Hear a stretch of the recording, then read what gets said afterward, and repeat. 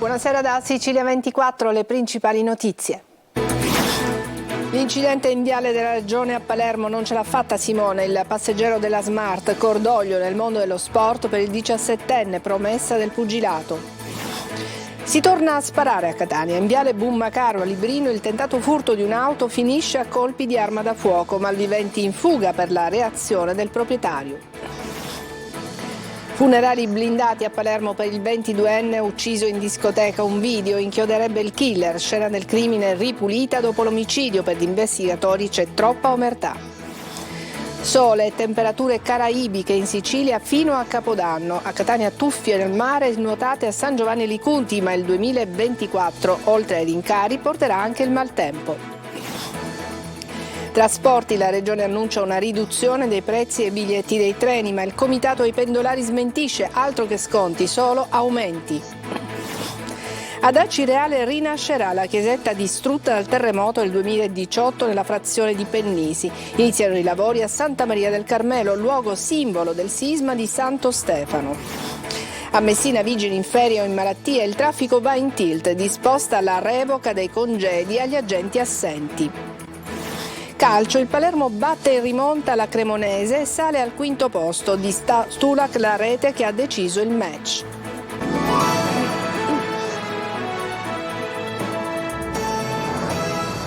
Bentrovati, si è aggravato il bilancio dell'incidente avvenuto a Palermo il giorno della vigilia di Natale. Non ce l'ha fatta anche Simone Glorioso, il 17enne che si trovava a fianco del guidatore Michelangelo Aruta, morto sul colpo.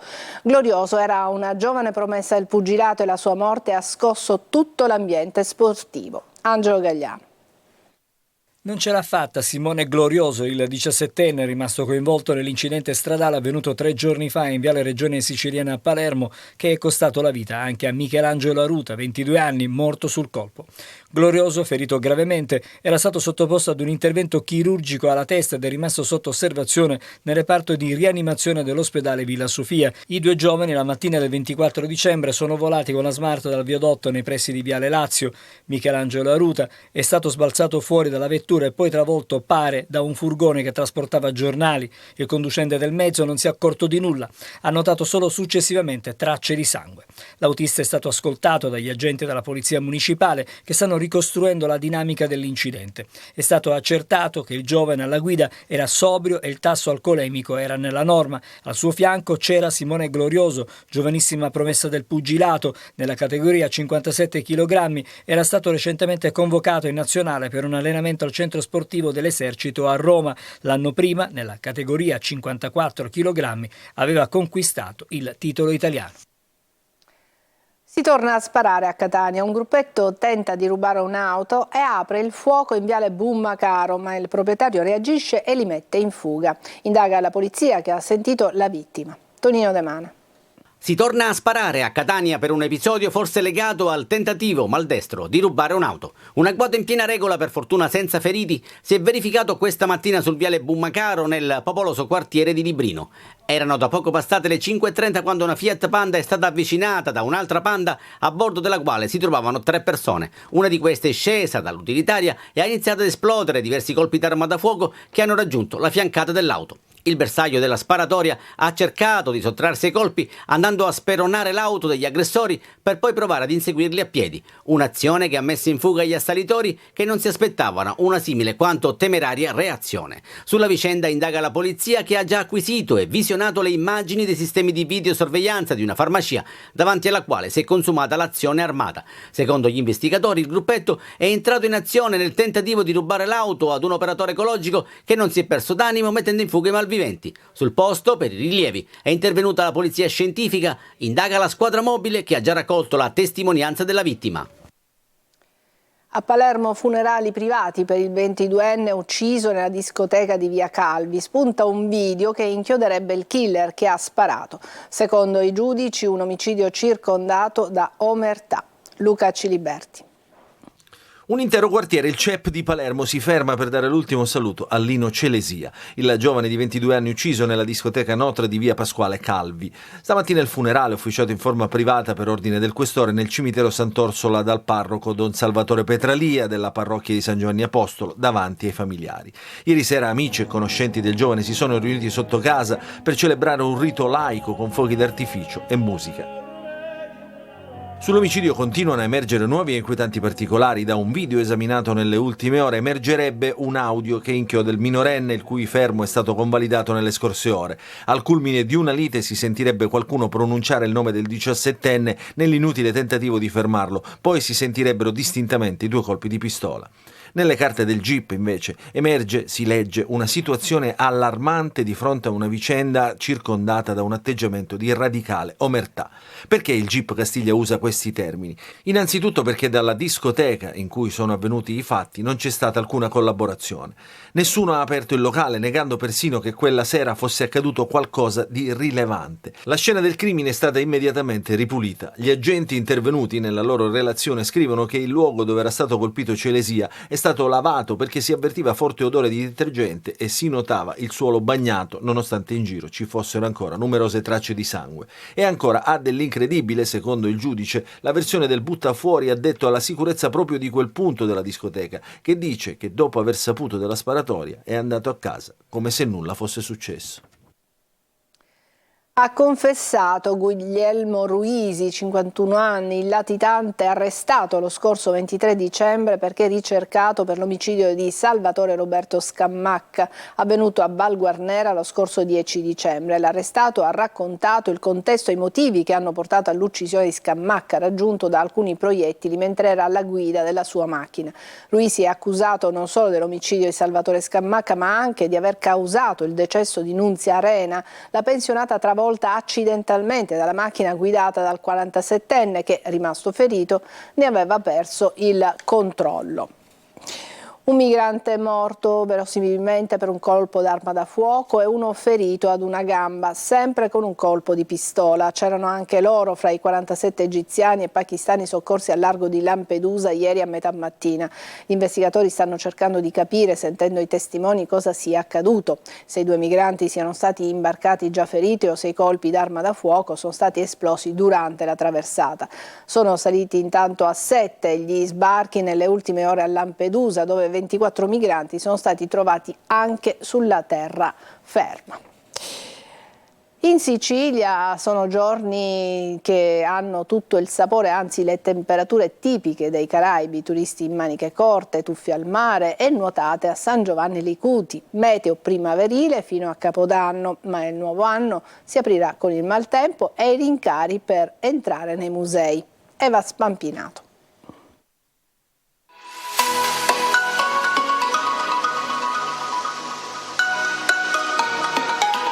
Benvenuti ai Caraibi, anzi no, in Sicilia. Qui siamo a Catania e le feste di quest'anno sono all'insegna del bel tempo, delle temperature miti, tipicamente primaverili, e dei bagni a mare, come a San Giovanni Licuti.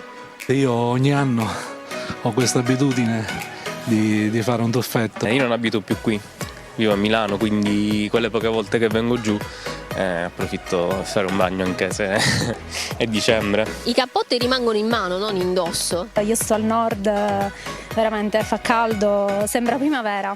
La Sicilia non ha niente a che invidiare ai Caraibi, è bellissima. Anche per questi turisti spagnoli niente cappotto.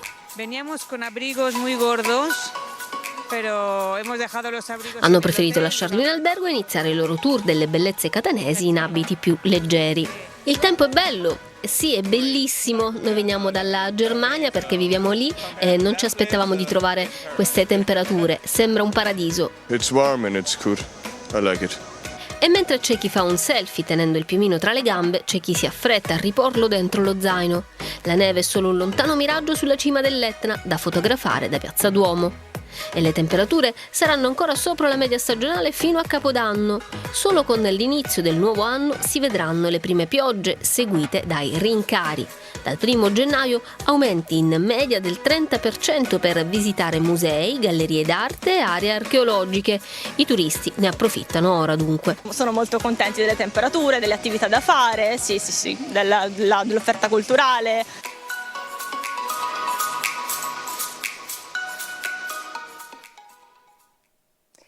Dal 1 gennaio aumenti in arrivo anche per il trasporto ferroviario. La Regione annuncia il nuovo contratto di servizio con Trenitalia e promette una riduzione del 5% dei prezzi dei biglietti, ma il Comitato dei Pendolari la smentisce e ringrazia ironicamente per il doppio regalo di Natale. Emanuela Corsi.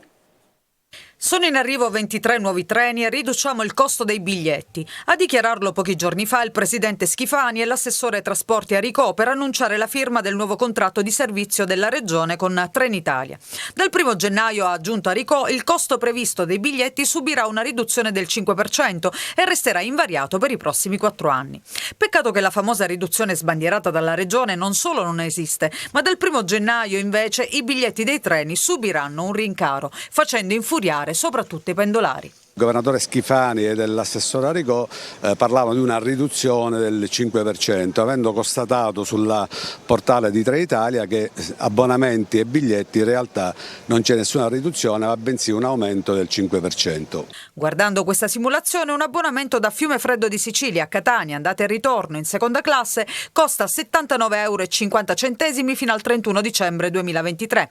L'annuale €742,80. Dal 1 gennaio 2024, secondo la Regione, il costo dovrebbe diminuire del 5%, invece sale a €83,50 per l'abbonamento mensile, a €779,90 per l'annuale.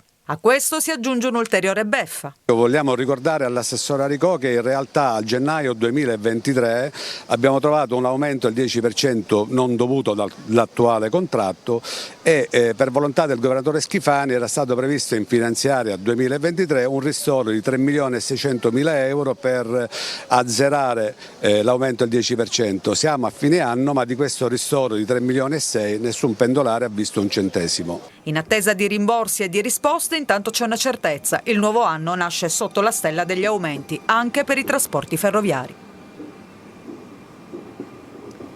Sono stati consegnati i lavori alla ditta che eseguirà il restauro della chiesa di Pennisia ad Acireale, distrutta dal terremoto di Santo Stefano del 2018. È diventata un luogo simbolo per la popolazione colpita dal sisma. Luca Ciliberti. Iniziano i lavori nella chiesa Santa Maria del Carmelo nella frazione di Pennisia ad Acireale, uno dei luoghi simbolo del terremoto di Santo Stefano del 2018. L'edificio è stato danneggiato irreparabilmente e da allora è stato chiuso. Sul sagrato della chiesa c'è una statua che è diventata simbolo di quella drammatica notte, Sant'Egidio, che la piccola comunità ha sempre considerato il protettore dai terremoti. La statua non resse alla scossa e crollò distruggendosi al suolo. Per gli abitanti fu un segno. La Chiesa per queste comunità così piccole è un punto di aggregazione fondamentale. I lavori e i soldi che vengono spesi per le chiese non si intersecano con quelle della ricostruzione privata, sono due cose che nulla hanno a che fare tra loro. Da allora tutti si rimisero al lavoro per far sì che la piccola parrocchia non morisse. Tenerla viva significava tenere riaccese le luci su tutta la comunità. Sant'Egidio restaurato tornò al suo posto pochi mesi dopo. Tra 1 anno e mezzo invece la stessa chiesa tornerà fruibile. Sarà una bella chiesa e il progetto è stato approvato a seguito di un concorso di idee al quale hanno partecipato professionisti di rilievo. Questo perché, dovendo ricostruire, quantomeno che si ricostruisca non soltanto in maniera sicura ma anche meglio. Oggi nel nuovo oratorio di via Cerami è stata siglata l'assegnazione e l'avvio dei lavori. L'importo, al netto del ribasso d'asta, è pari ad oltre €1,5 milioni e quello complessivo dell'intervento è pari a quasi €2,5 milioni.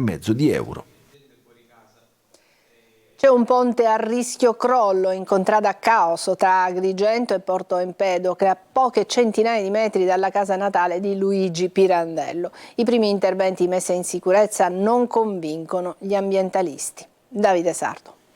L'associazione ambientalista Mare Amico di Agrigento torna a denunciare il pericoloso ponte Caos sulla strada statale 640, arteria che collega il capoluogo con Porto Empedocle. Dopo la prima segnalazione agli organi competenti sono stati effettuati i lavori per la messa in sicurezza del ponte, interventi che Mare Amico giudica inadeguati. Questo è un esempio dei lavori che fa l'ANAS. Loro si sono resi conto che questo viadotto versava in precarie condizioni. Invece di fare una manutenzione straordinaria e definitiva, hanno messo 4 puntelli, 4 stecchini per tenere su questo viadotto. Ma dovremmo parlare anche del cemento scoppiato, dei ferri fuori. Questo ponte è a serio rischio di crollo. Il ponte, che rischia di sbriciolarsi, si trova a poche centinaia di metri dalla casa che ha dato i natali a Luigi Pirandello, il drammaturgo premio Nobel per la letteratura. Si tratta di un'arteria a servizio dell'area industriale di una grande realtà turistica e portuale, quale quella di Porto Empedocle. Ogni giorno la strada è transitata da tante auto, bus e tir che trasportano anche pale eoliche. Serve dunque un intervento immediato per mettere in sicurezza il ponte e evitare possibili drammatiche conseguenze. Arriva la replica di ANAS, che in una nota fa sapere che ha sempre correttamente effettuato le consuete attività ispettive come per tutti gli altri viadotti in gestione. Il viadotto Caos, dice ANAS, è costantemente monitorato e non è a rischio. E adesso una pausa, ci vediamo tra poco.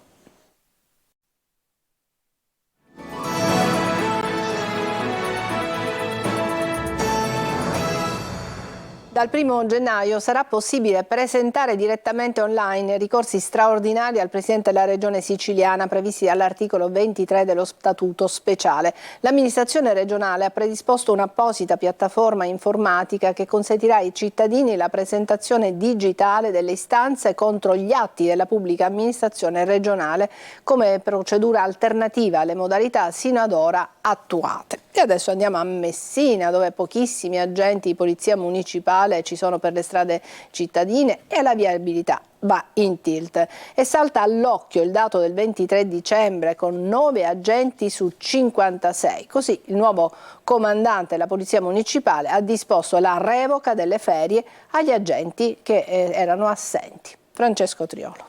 161 agenti a casa per ferie permessi. Il sabato nero del traffico messinese nasce anche dalla carenza di vigili urbani nel giorno più caotico dell'anno, quello della corsa ai regali. Ma è una situazione che arriva allo stretto si registra ormai da tempo a causa della carenza di personale. Sotto Natale però è stato evidente a tutti, anche al neocomandante della Polizia Municipale Maurizio Cannavò. Sabato 23 dicembre di mattina gli agenti per strada tra servizi viabili e sezione motociclisti erano appena 9 su 56, nel pomeriggio 7 su 19. Una situazione però non limitata a quella giornata.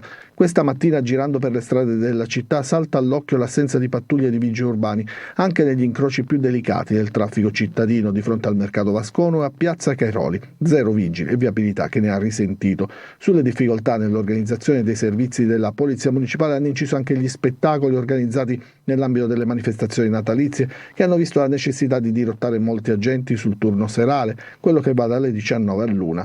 Per il concerto di Gabri Ponte, ad esempio a Piazza Duomo, ne sono stati necessari ben 12 per la gestione della viabilità. Ma anche senza concerti le difficoltà sono evidenti.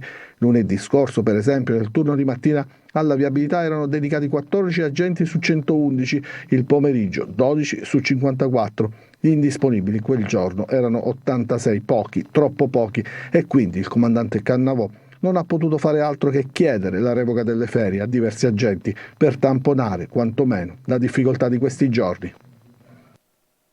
Adesso una breve pausa e poi la pagina dedicata allo sport.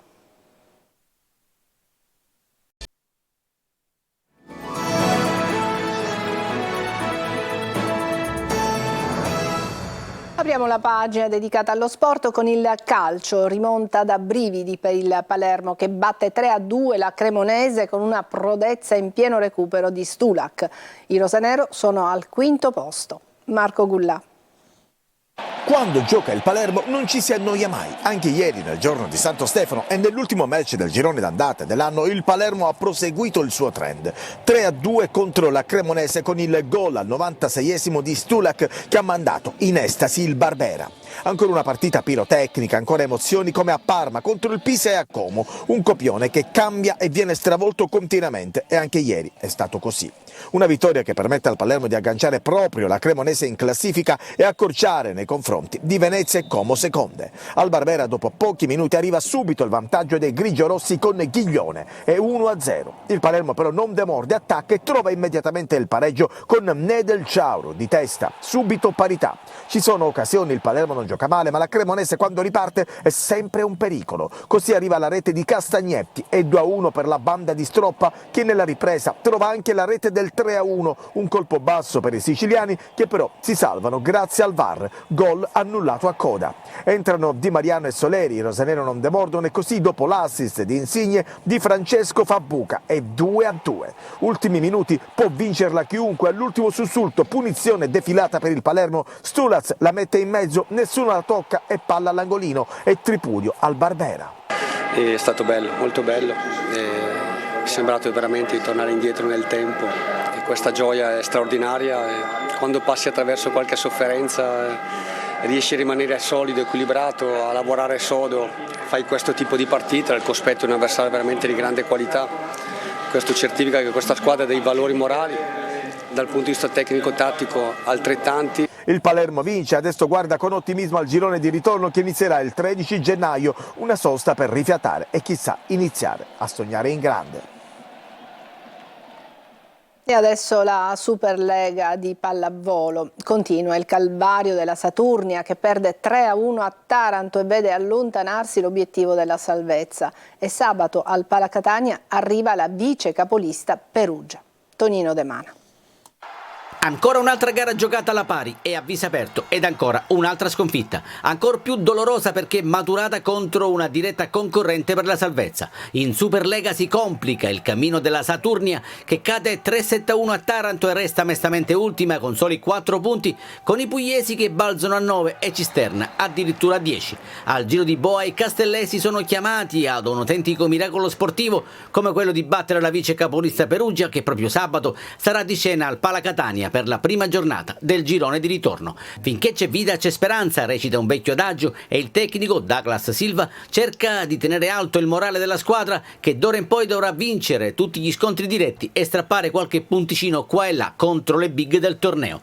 La sconfitta di Taranto ha lasciato l'amaro in bocca con un primo set letteralmente regalato agli avversari 25-19 ed un secondo parziale più equilibrato chiuso 25-23. La reazione è arrivata nel terzo set, i colpi di Massari e Buchegger hanno il merito di riaprire la contesa per chiudere il set con il punteggio di 25-17. Sul più bello però per la Saturnia si spegne la luce. 2 errori consecutivi di Massari ed imprecisioni nei fondamentali spianano la strada a Taranto che archivia la pratica aggiudicandosi il quarto set con il punteggio di 25-23. Poca voglia di parlare negli spogliatoi e commento finale affidato a Piero D'Angelo, consigliere delegato dell'area tecnica della Saturnia. Troppi errori soprattutto nei momenti decisivi, ma noi dobbiamo già guardare alla prossima partita. Ha concluso D'Angelo, la società crede ancora nella salvezza. Ci fermiamo qui, è tutto per questa edizione Sicilia 24. Grazie per averci seguito, a tutti una buona serata.